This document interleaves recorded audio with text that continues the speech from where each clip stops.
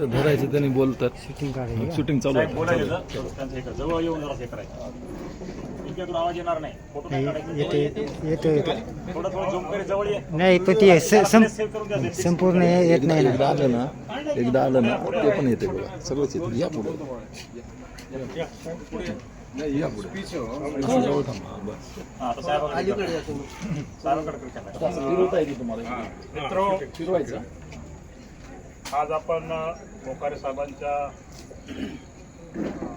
महत् कार्याच्या निमित्तानं खरं सांगायचं म्हणजे तर त्यांनी जे काम सुरू केलेलं आहे खरंच इतकं प्रशंसनीय आहे की याच्यात नामोल आहे.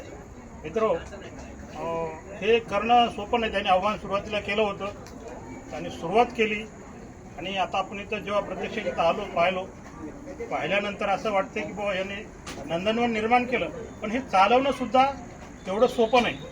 त्याच्यात आपला समाजाच्या प्रत्येक घटकाचा सहभाग असणं आवश्यक आहे. मला वाटते आपल्या इथले बरेच मंडळी मासिक वर्गणीदार आहेतच आणि जे झाले नसतील त्यांनी व्हावं अशी माझं आव्हान आहे. आणि देणगीदार आणि यांचं काम तर मोठं आहे.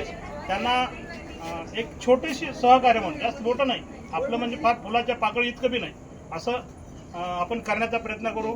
त्यांच्या या कार्याला हे साधं आज शेड आहे, उद्या या मोठी 2-4 मजली इमारत होऊ शकते. आपण अशी त्यांना शुभेच्छा देऊ. आणि उत्तमरित्या हा वृद्धाश्रम म्हणजे वृद्धाश्रम नसून ते एक बाबा सुंदर एक मंगलमय घर होईल, जेथे की बाबा या माणसाची वृद्ध नाही, त्याचे स्वतःचे आईवडील त्याच्या आईवडिलाप्रमाणे इथे पूजा होईल. अशा प्रकारे यांचं पुढचं वाढ व्हावी आणि खूप भरभराट व्हावी. त्यामध्ये आपल्या सर्वांचं सहकार्य लाभावे.